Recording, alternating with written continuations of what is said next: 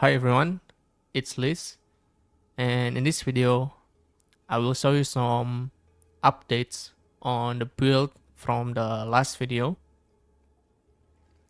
There is some changes that increases the bleed damage to enemies, and then also a lot of people are asking how to level using this build as Blood Mage, and I will cover that all in this video. Also, I will be showing you guys like a budget gear that you can use for this build. Alright, now I will show you the changes on the gear. So, for the Crown of Ice Coral Circlet, it's still the same. We're still using this and this focus because this focus gives a lot of increased damage to our build. And I think a lot of people are asking why doesn't it increase the critical hit chance? It's because the unique helmet only convert the spell damage to attacks, increase and reduction to spell damage, not critical and critical damage, only increase and reduction. So we doesn't get anything from here because it's not an increase and reduction in spell damage. We only get the increase 10% increase damage per 100 maximum life. But if this is working, I think it will be, I don't know. If this is working, I mean, it doesn't intended to be working, but if it's working, damn, it will increase our damage even more. Alright, so as you can see, since we will get 10% increase spell damage from the focus per 100 maximum life, so instead of taking this note, which I've tried to see if there's a changes in the critical damage bonus on my tooltip, but I think, I don't know, is it bug or I don't know, but it doesn't increase my damage on my tooltip. So instead of going to here for the Ascendancy node, I took this node instead, which will convert your flat energy shield on your body armor. Oops, wait. Right, this one. This will be converted to a flat maximum life. So I've changed my body armor from a low energy shield armor and has spirit to this armor. It doesn't have spirit, but it has a lot of energy shield. Because from this Ascendancy node, it will convert this to maximum life. So for example, if I remove this, my maximum life is only 2000, and when I use this, it's 3000. Since right now I'm having 3000 maximum life, it means that I have 300% increase damage. I will show you. Also, a lot of people are asking in POB it doesn't work. I'm not really sure why, but when I tried to use the POB, it is working. The conversion from the spell, increased spell damage from this focus is working. Even if it's not working in POB, it's working in the game. I will show you. So, right now my, alright, the tooltip for Lightning Spear is 49k, right? If I remove this focus, it's 21k. So it's working, guys. Don't be scared to buy the focus. It's working. And then some changes. Oh yeah, I also just got a new ring which has high cold damage to attack, because I also want some cold damage to freeze enemies, so I can generate my frenzy even easier. Because before this I was only using electrocute, but since I have cold damage now, so if it freezes enemy, I also get frenzy charge. Alright. If only this is a maximum life and not mana, it will be great. But seems like it's so hard to find a good ring with maximum life high roll in it. Even this one is very expensive, guys. I don't know how much is this right now. It's not even a high roll, only T8 cold damage and T4 lightning, and it's so expensive. Okay, I think that's all the changes on my gear. And also, uh, you guys are questioning if you can change ingenuity belt. You sure can. You can change ingenuity belt to a normal belt. Maybe to get more resistance or get more maximum life, you can change. But only get ingenuity belt if you have good ring, because it will scale your ring even more. Like if you have bad ring, I don't think you should use ingenuity. Okay, next one. I changed my gloves to have 3 flat damage and +2 to melee skills. Before this, I think I only have 2 flat damage. With 3 flat damage, it will increase your damage even more. Like our main priority is to get life and high flat damage. Alright. Also, for boots, you also want to, instead of getting energy shield or like evasion, you should just find a boots with high maximum life. Because if you have high maximum life, it is also a good defensive option for blood mage, since with life remnants, your life will actually be doubled. So right now, I have 3k life, but when I'm doing mapping, my life is at 6k. 6k life and 1000 energy shield. Like, we are so tanky, guys. Okay.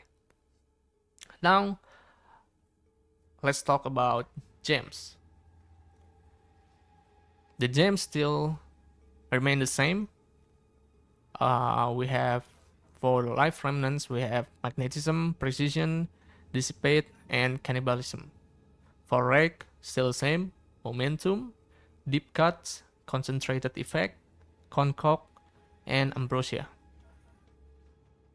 By the way, to get more higher bleeding damage when you're fighting boss, make sure that you add some distance when using rake, because it will scale your hit damage even more.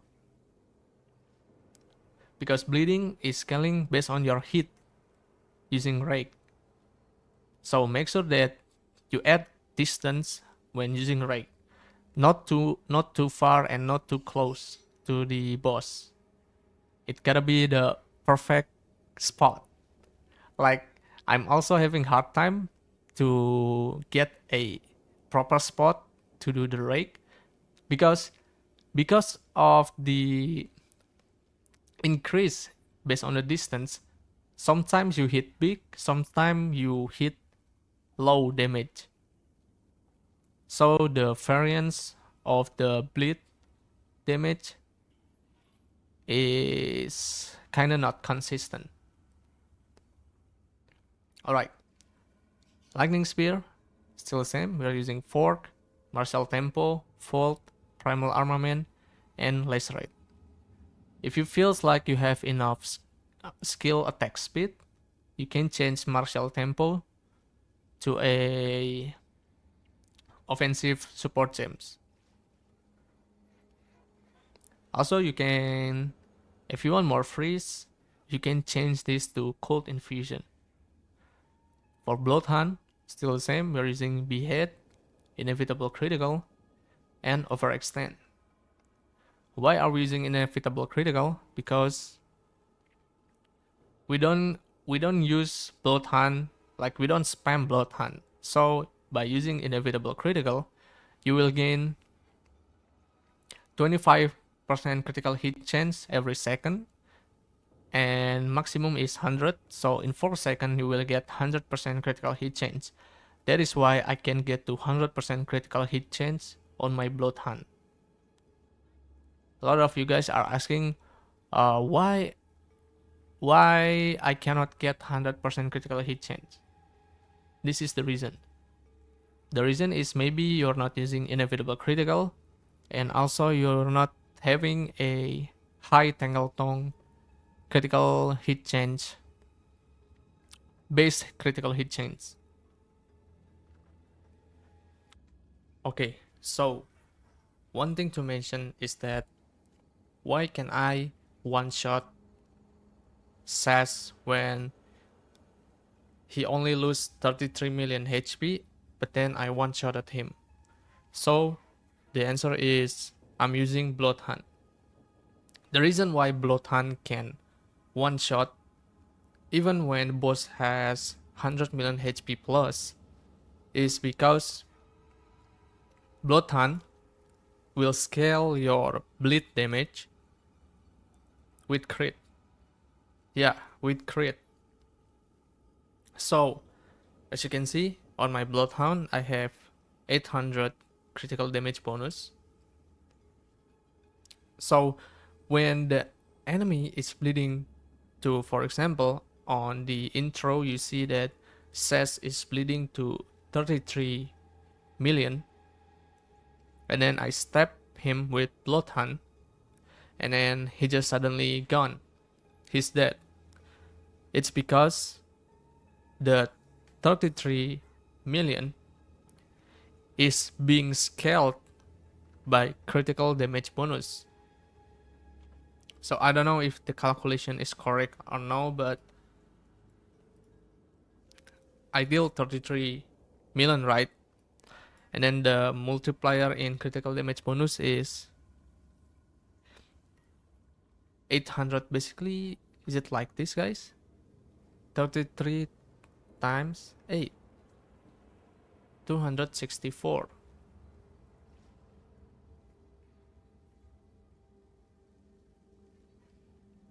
Is the calculation correct, guys, or is it 100% critical damage bonus will double your damage, right? So the base is 33.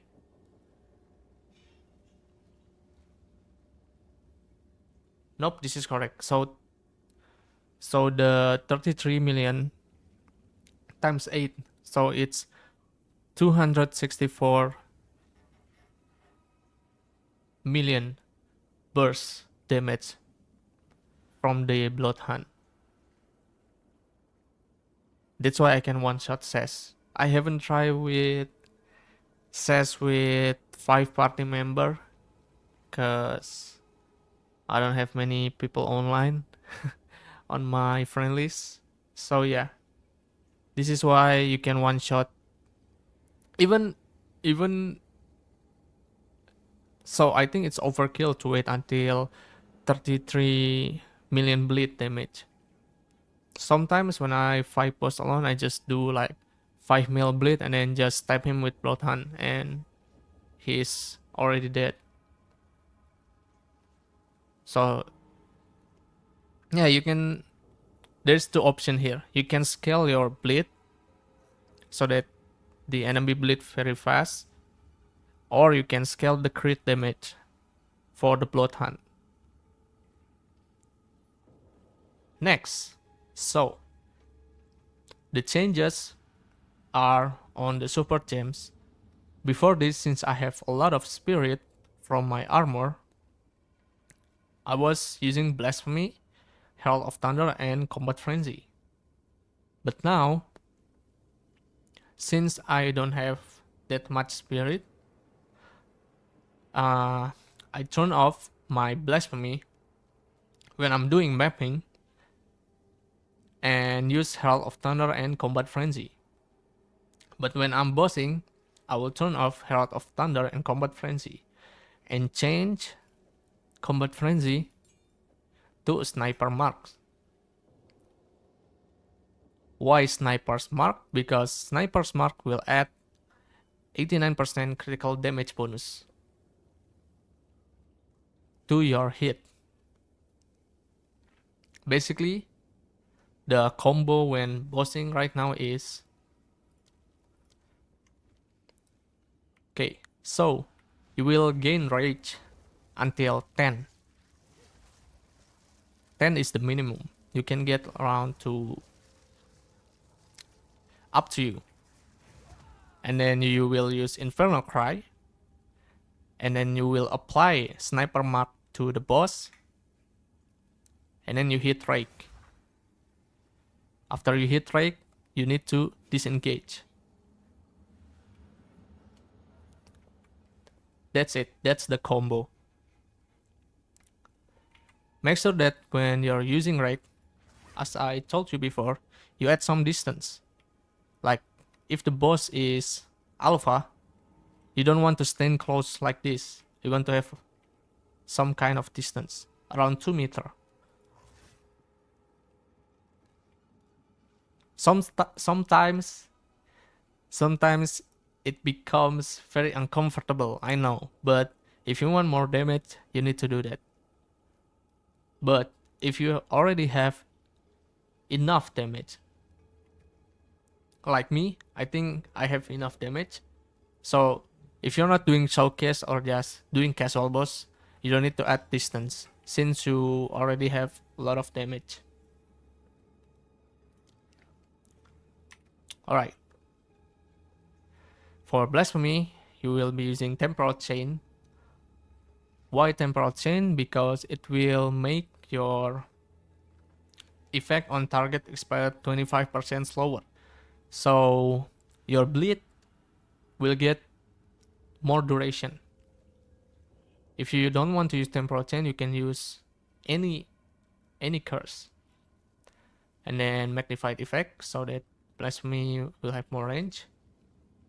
For Herald of Thunder, we use Electrocute, Neural Overload, Inner Fate, and Lightning Infusion. This is basically for generating our Combat Frenzy. Sniper Marks, you can use Provision. So yeah, Sniper Marks is only used when bossing. Infernal Cry. The reason why we are using Infernal Cry is because it will give us a lot of gain of damage as fire damage. So when you're fighting unique boss and you use Infernal Cry, you gain 20 power. Like bosses are 20 power. 20 power. Since the boss is 20 power, so 35% times 5 is how much? Shit, my math skill. Alright. Around 5 times 3. Okay. Alright, guys. Let's just use calculator.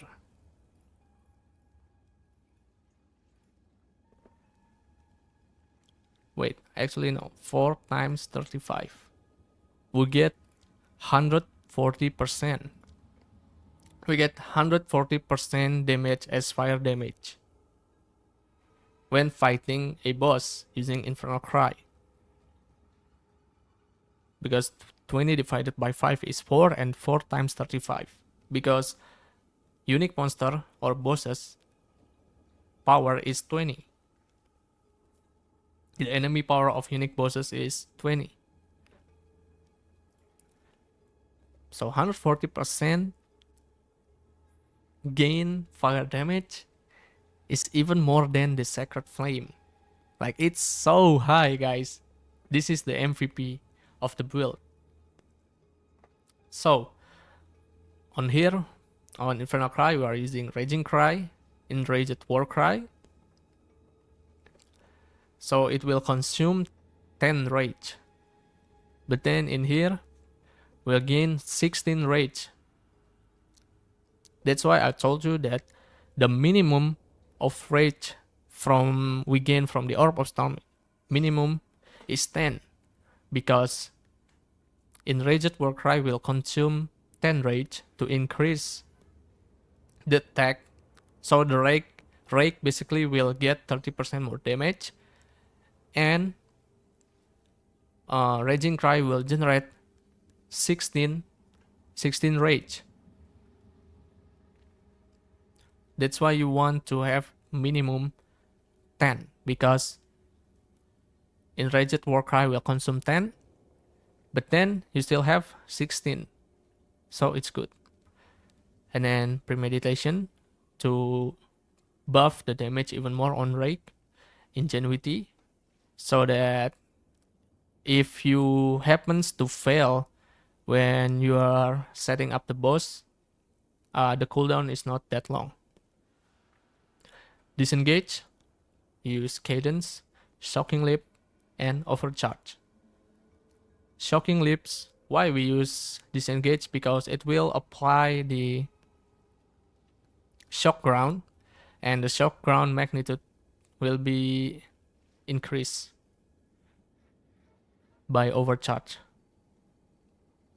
For Orb of Storm, we will use Font of Rage, Brutality, Overabundance. Why are we using Brutality? Because right now I have changed the passive tree a bit so that the boss will get more damage when not the boss, we will deal more to the damage that we deal will be more, because on the tree we are taking the increased damage by hit when enemies on full life. That's why we don't want the boss not on full life, because if you don't use this, Orb of Storm will damage your boss, and then it will decrease your boss HP, and then it's not on full life anymore, so your tree is basically useless. Okay, so the changes on tree are actually, it's still the same. Like, we're still choosing this, we're going here, take crit here, take crit here, and take the spell damage, because since we are using the unique helmet, it will convert the spell damage to attack damage. Okay, then we take crit here, still the same tree, guys.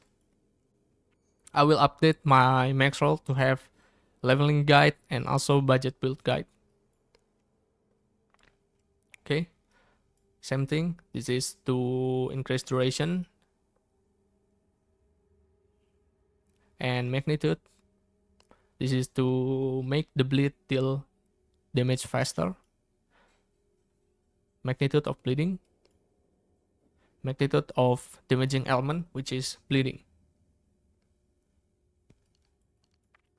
Alright, so the tree is pretty simple, but the changes is here. We take this node so that we can deal more damage when using a hit from Rake, because when on full life, basically we will get 20% increased damage, 40%, then 80%. So 120% increased damage when enemies are on full life. That's why we don't want to damage the boss. We want we want when you hit using the rake, the boss needs to be on full life so that we can proc these nodes. Also, it will give you a lot of critical damage bonus and critical hit chance. Like from here only we get 80, and then from here we get 50% increased critical hit chance. So it's so big.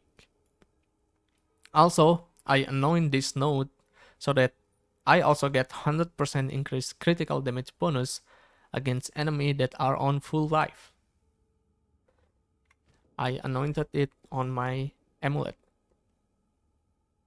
I forgot to show my amulet. It has spell damage, maximum life, level of all melee skill, increased critical hit chance, and resistance. The main priority are maximum life and level of all melee skills.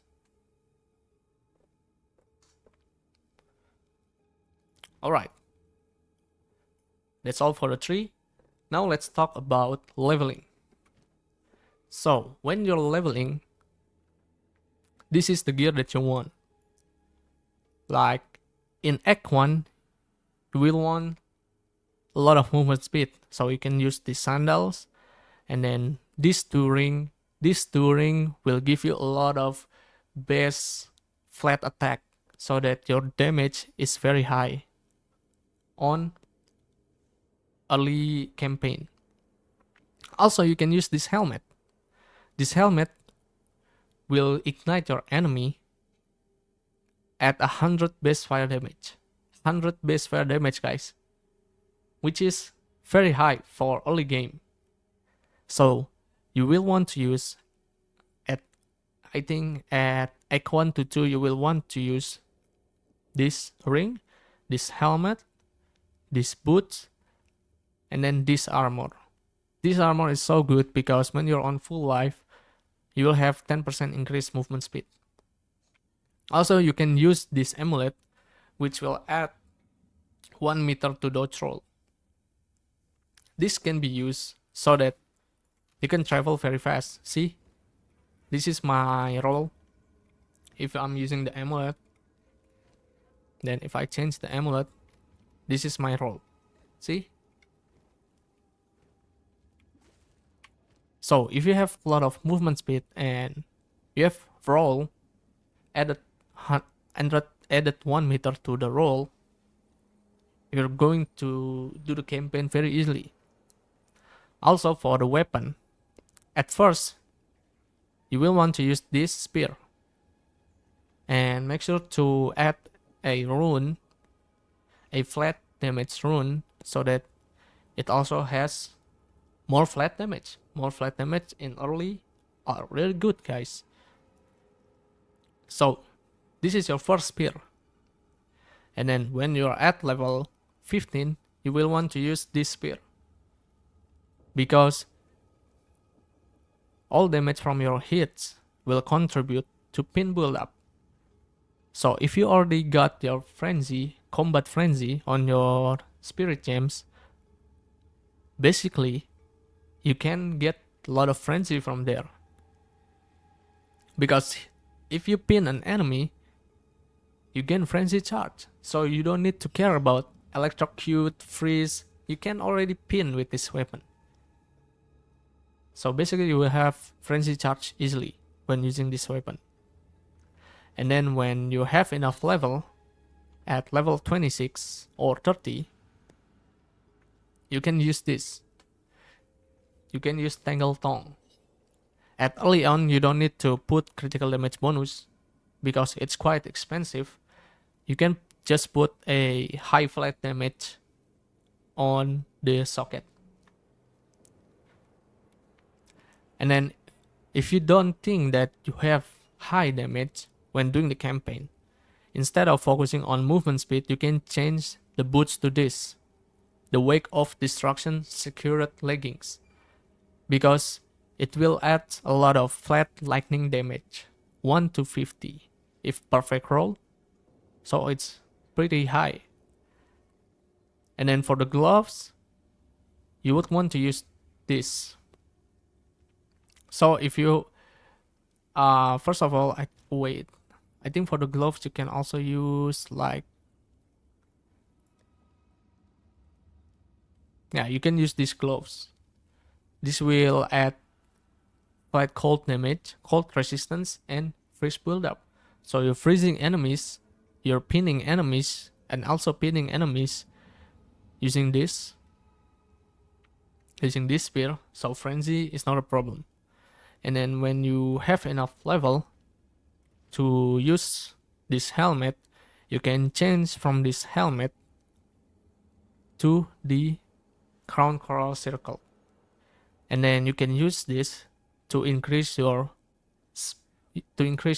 damage even more. Even in late game, these gloves skill scales pretty high. See,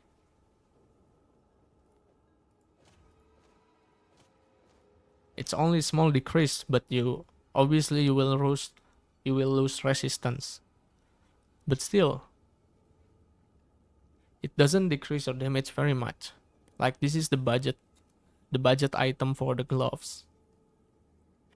Also this also can work as a budget version of the boots. Like you can change these boots, see? Even it increases my damage since we have added flat lightning damage on these boots. But the movement speed is 10%, so you will be a bit slow.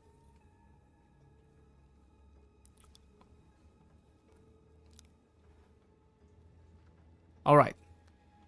And then if you... I don't think you need to use... Oh yeah. When you're using tangletongue, you would want to use this boot, lizard scale boot, because physical damage is spinning. So since you're not using this spear, which will make all damage contribute to pin build up, you can still get pin from physical damage from here, since we have physical damage from this two ring. Also, if you have the currency, you can, when you are at, I think, egg rule, you can change this ring to a ring with a lot of flat damage.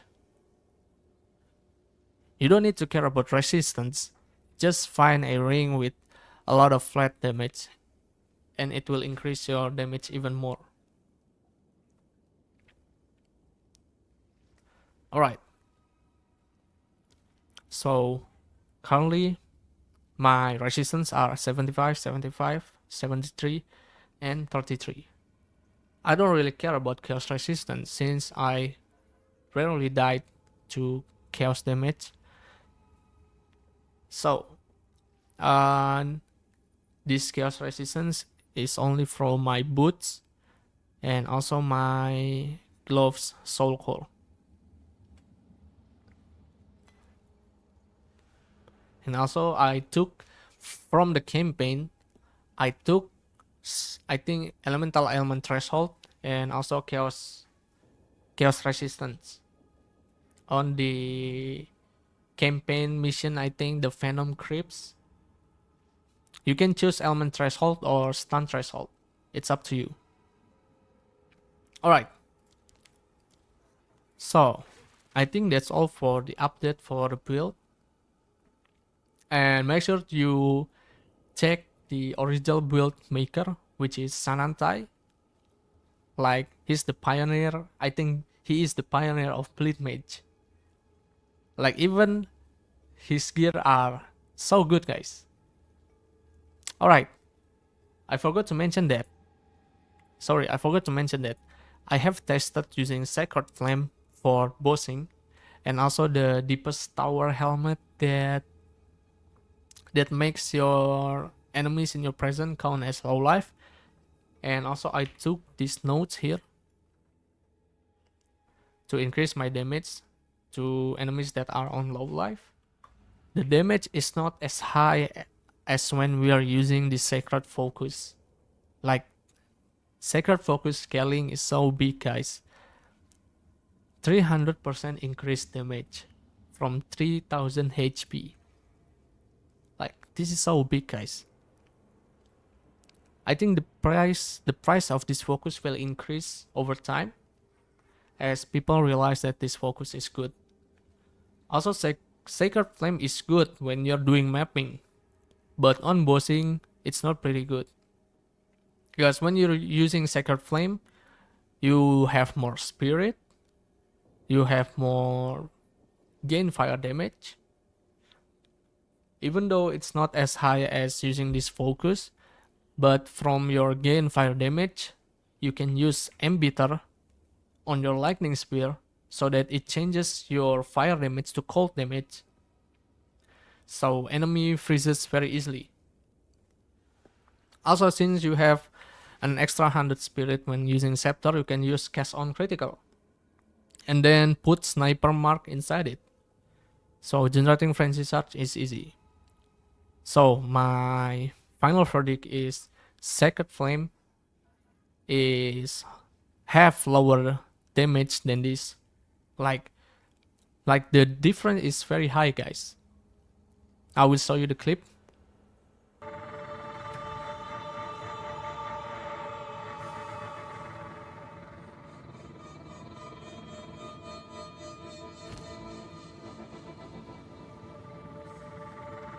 Burns. Thought by thought. Destiny unwinds. Like the difference is pretty high. So if you're using Sacred Flame, it's good for mapping, but for bossing and damage, this focus is better. Even I'm still using this focus when mapping, cause I don't really need cast on crit, since my lightning spear damage is already pretty high, and also lightning spear will give bleed to enemy, since my bleed scaling is pretty high, so even rare enemies dies. Like you use one lightning spear, even when the rare enemies is still alive, it will die eventually because of the bleeding. Alright, I think that's all for this new video. Alright, make sure to check out the Pioneer of Bleed Mage. His video link will be on description. You will be amazed when you see the video. He one-shotted tier 3 arbiter. I mean T4 arbiter with 3 party members, which is really good. Which is holy. Okay. Enough yapping. Thank you guys for watching, and don't forget to subscribe and like the video.